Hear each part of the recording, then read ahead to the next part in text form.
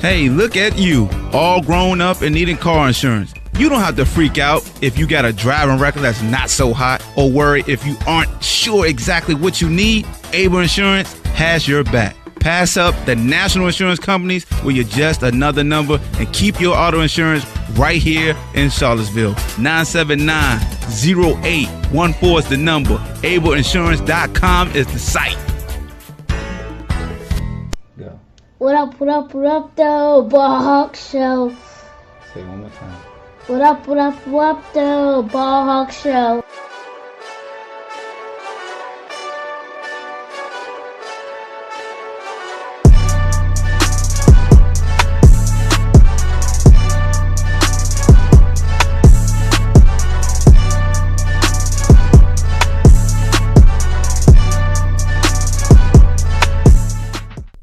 What up, though? Welcome to the BlogTalk Show podcast. I'm your host, Mmandi Hawkins, and I appreciate you for taking the time out today to listen to the latest and greatest of the BlogTalk Show podcast as we recap Boston College versus the University of Virginia. I say that kind of proper than that. Boston College versus the University of Virginia, and we in the basketball season. Football is over. I still got season recap as far as position by position breakdown and what to look forward to. So be on the lookout for that. I'm going to be a busy man as I dive into more and more film and roster and stats. So I'm going to have some fun with that. So be on the lookout for a little recap for each position for our football team. If you haven't already, on Monday through Wednesdays from 5:30 to 6:30 Eastern Time, I have a live call-in show that's hosted on BlogTalk Radio, and I stream on YouTube and also Facebook. So if you ever want to be a part of those podcast episodes and you ever want to call in, just make sure you log on. The number is 760-695-1106. If you ever want to have fun and it's more of a barbershop talk feel, there is some guests who call in and use cuss words. So it's not really for kids, but I try to keep the cursing to a minimum. But if you just want to have fun and talk about pro sports more than college sports, it's more of a pro sports feel, that may be something for you. So 5:30 to 6:30 Monday through Wednesdays, the BlogTalk Show podcast, live call-in show, streaming from BlogTalk Radio. So let's go ahead and jump right into it, ladies and gentlemen. The Wahoos continue to roll as they improve to 14-0, 2-0 in the ACC, and Virginia has started 14-0 for the first time since that 19-0 start they had in 2014 and 2015. UVA has an 11-game ACC road winning streak, the fourth longest in league history. UVA has a nation-leading 12-game road winning streak, which is very impressive.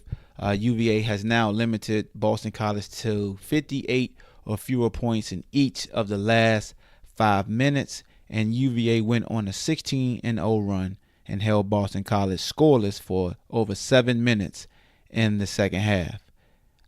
So we're going to go ahead and we're going to get down to the nitty-gritty, talk about the box scores and some analysis, and then we're going to be done. It's not going to be a long podcast because it was a butt whooping. 83-56, that's almost a 30-point victory. As you know, Coach Bennett puts in his reserves and teams start to score a little bit. To talk about the Florida State game in my soapbox moment.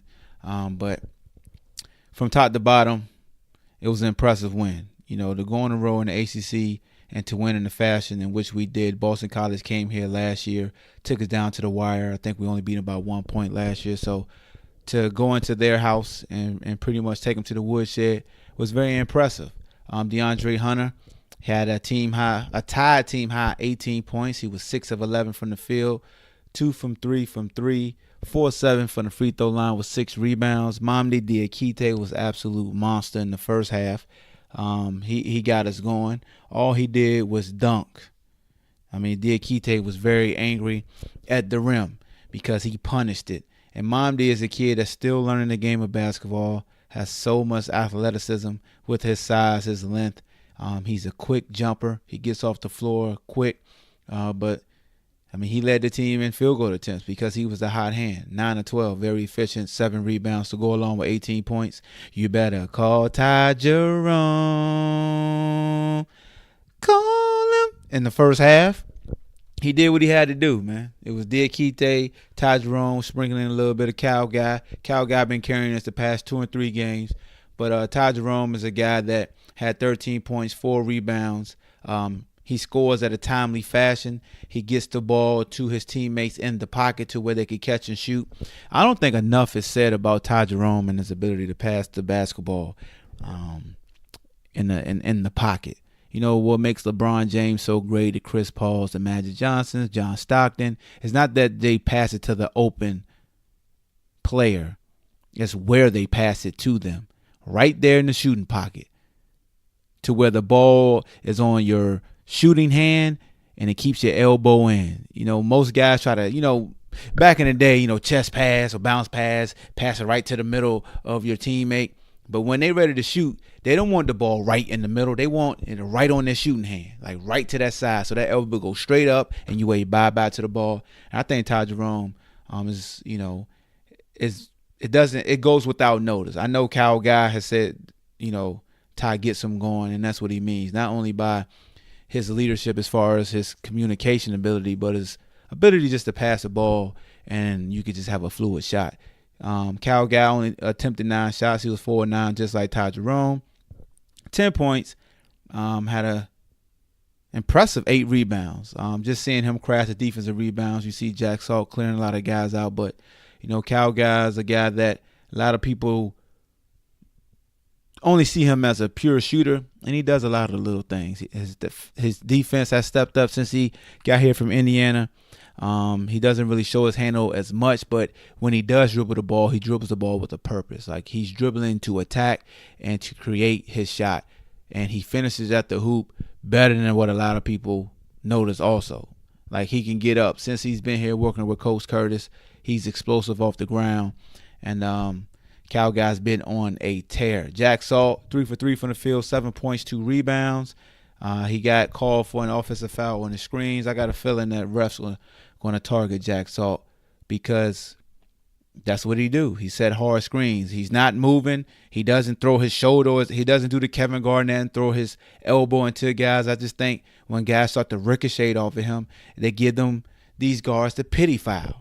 I mean, get in the weight room. Suck it up. Braxton Key, 9 points, 9 rebounds, had a dunk face.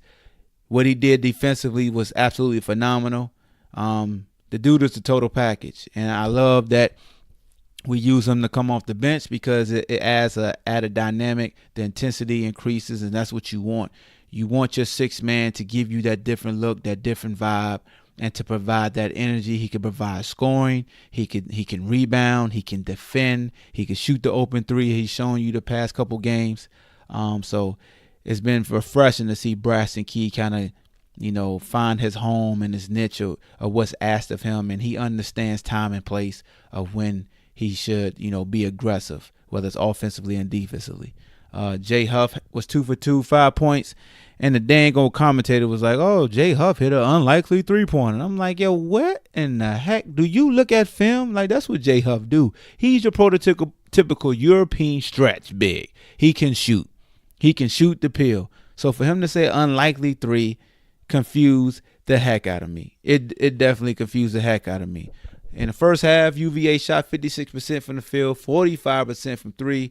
But a terrible 40% from the free throw line. We were just 2 of 5, and Jack Salt shot one of those free throws. So I don't look too much into that.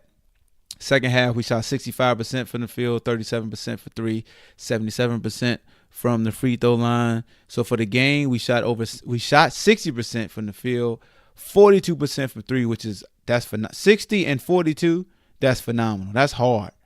That's hard on opposing defense when you're shooting 60% from the field and also 42% from the 3-point line. We shot 64% from free throw. I want to always keep us between 75 and 80 as a team. We have 46 points in the paint. Have y'all noticed how much we scored in the paint this year? And like I said, I got more I'm going to talk about in the soapbox moment. I don't want to give it away, but that's one of the topics I'm definitely going to talk about, our ability to score in the paint and not just be a true jump shooting team, and how that affects our opponents because of our defense. On the flip side, Boston College shot 38% from the field. In the second half, we held them to 32% and 18% from three. So for the game, they shot 38% from the field, 28% from the three-point line, and 55% from the free throw line. Did I just say the free throw line twice? Or did I say three-point free throw? They didn't attempt any free throws in the first half. So that lets you know right there. When we did foul, it wasn't when somebody was taking a shot. We didn't bail anybody out. They were led by Popovic. He had 16 points, 3 rebounds, 7 of 12. And then Kyle Bowman was 5 of 12 and had 15 points. And that's all. Yeah, that's pretty much all we have in the box score. Like I said, man, it was a top to bottom butt whipping.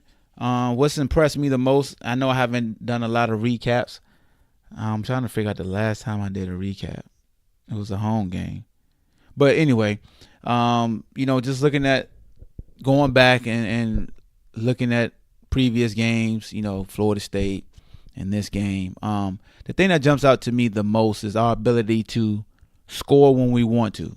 We're not the prototypical UVA offense from the past to where we work the ball the entire shot clock.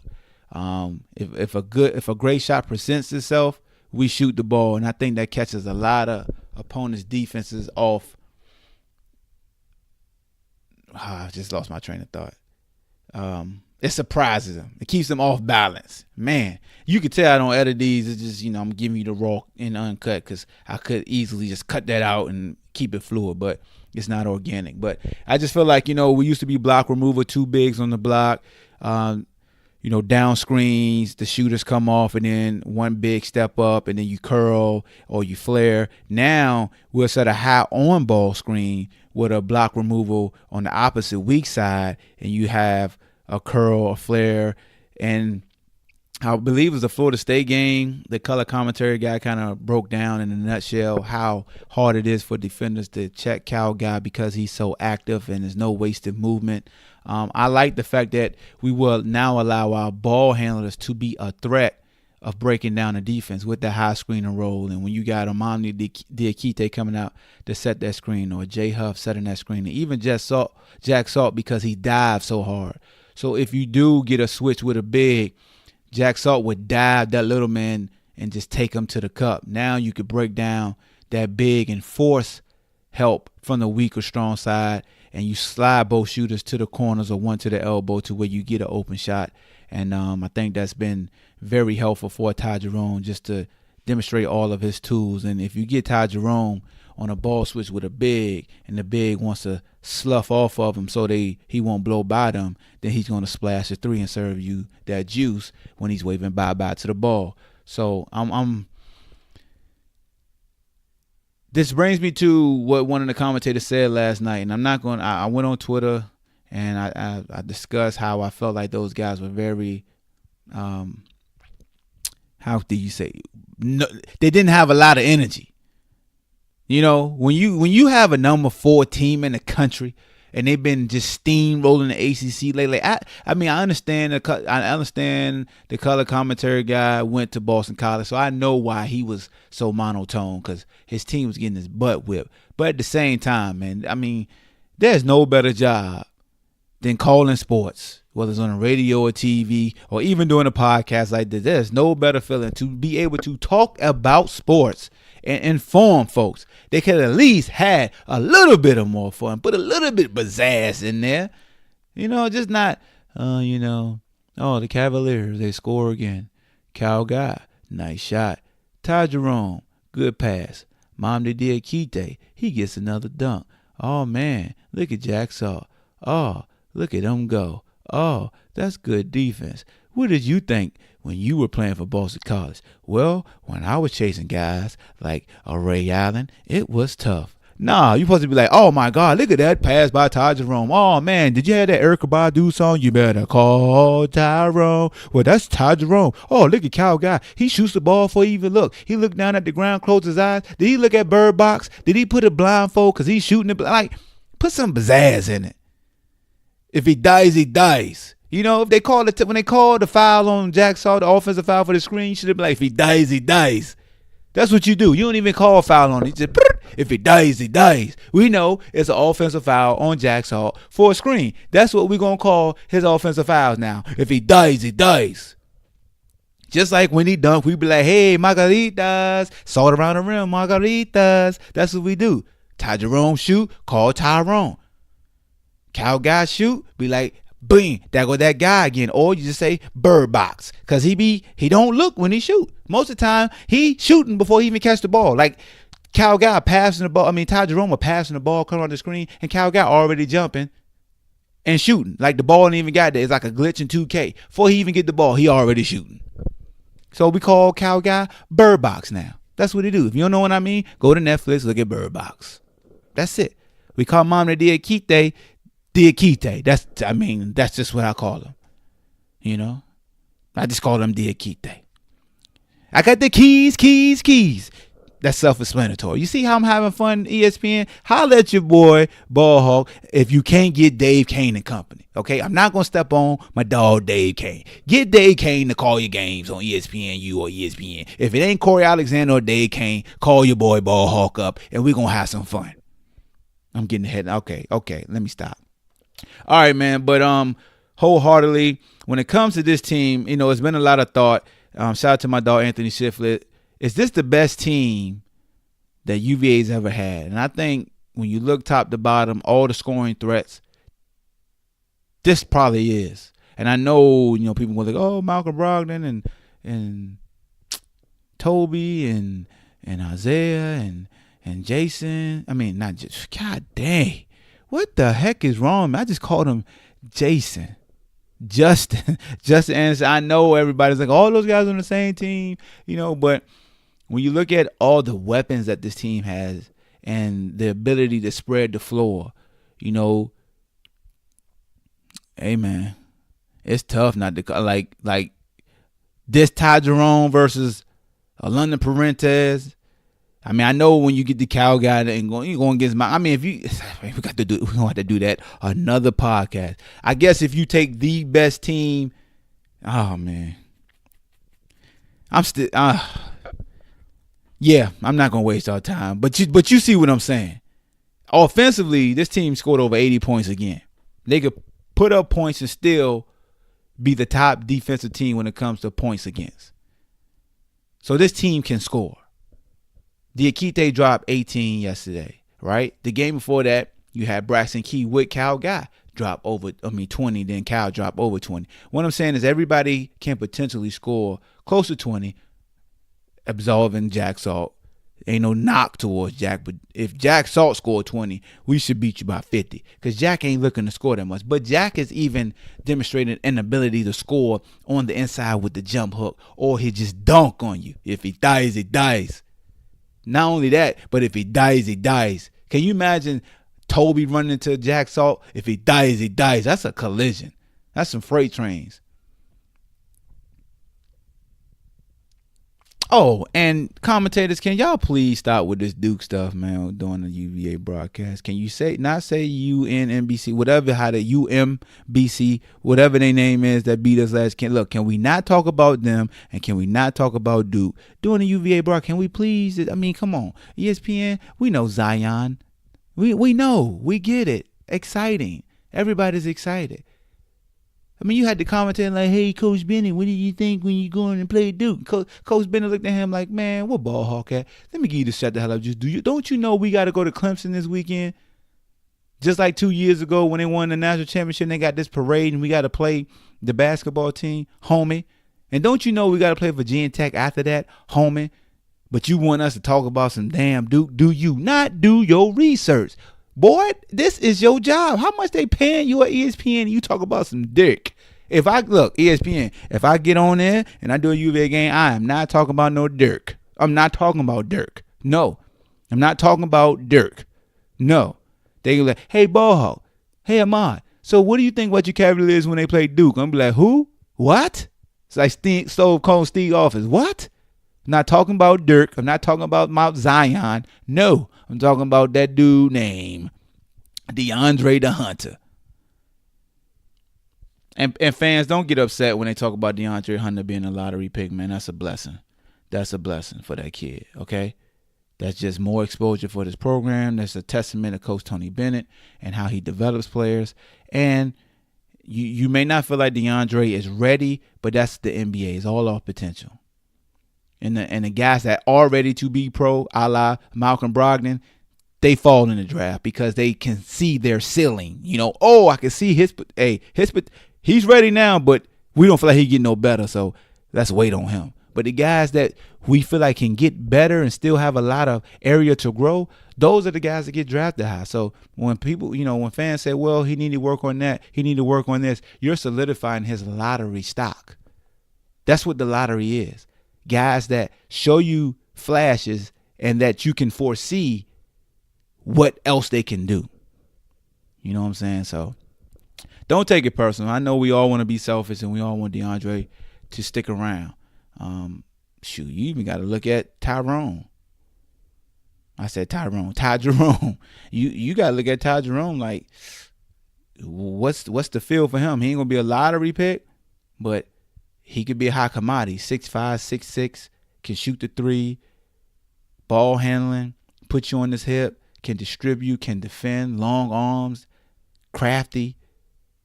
Told you, remind me of Steve Blake. And Steve Blake had a long NBA career. Then you got to do like Kyle Guy. Not saying those guys going to leave early, but you still got to be.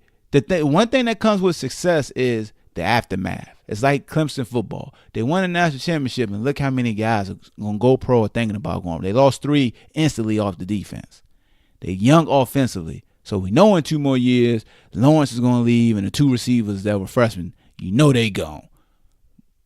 But that's what happens if you do go deep in the tournament and you do reap the success of having a great program. You're going to start seeing guys leave early, no matter how great of a teacher Coach Bennett is, because his pedigree is going to be more respected by coaches, and they understand the foundation is there and they can build upon that foundation. And that's why they're saying DeAndre Hunter is a top 15 prospect, because they know Tony Bennett has foundations. We go look at a Joe Harris. We go look at a Malcolm Brogdon that just dropped 20 and held James Harden 2 for 12 or 2 for 10 from the field when he was checking them. Now they're going to start looking at UVA guys like, oh, okay, let's go ahead and get them early because we know they got that foundation. We know they're going to be 3-and-D.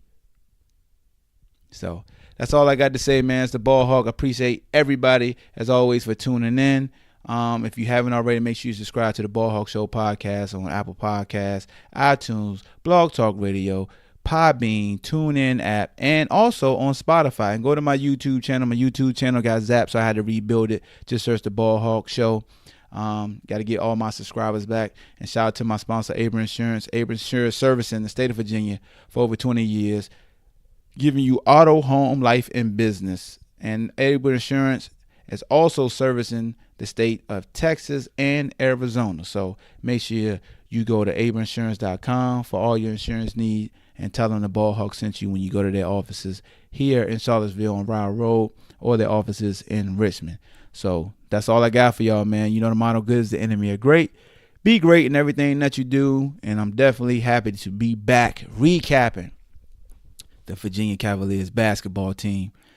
Big Mama, thanks you guys for all your prayers, and make sure you send your prayers and your love to Coach George Welsh and his family. Phenomenal coach, phenomenal human being, and I wouldn't be talking behind this mic if it wasn't for the great George Welsh, legendary Coach Welsh. Appreciate you guys. I'm out. I want the whole world spin my record. Cheryl, the Hooded Styles, check game, stay free records.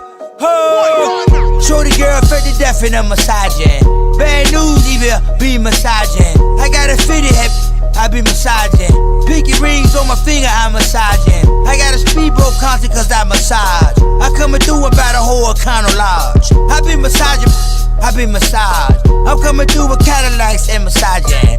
Yeah, boats I'm constantly massaging. I got GPS's, I be massaging. I catch croaker fish cause I'm massaging. I like a macaroni plate, I be massaging.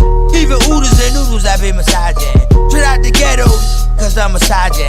I got ice around my neck cause I'm massaging. Or even gold teeth, I'm massaging. A pinky ring iced out cause I'm massaging. I got $100 million, I be massaging. I got $10, I be massaging. I got $1,000, I be massaging. I got 22 cents and be massaging. I take a penny and be massaging. I tell shorty girl fat, I be massaging. Your big two, I be massaging. I be massaging, I be massaging. I got a GPS steering wheel massaging. Whole share road chain be massaging. I got a Uzi, I be massaging. I got a 12 gauge pump, I massage. I got 100,000, I massage. I ain't broke, I be massaging. I stay paid, I be massaging. I stay late, I be massaging. I hit the pool all night cause I'm massaging. She wanna come through loaded and massage. Whole team, we massage. Bad new posse constantly massage. Ain't no joke, I be massaging. Even the bacon and eggs, I be massaging. Polo shirts, Chateau Adidas, I be massaging. I love you, sweetie cake. Spin my record, let me give you the game. On how to get rich. Take a penny and flip a penny. Then 40 billion. Why? I be massaging. What? Car steering wheel. I be massaging. The whole label of the State Free Records in the VA. Oh, we be massaging. Let's have a money shot.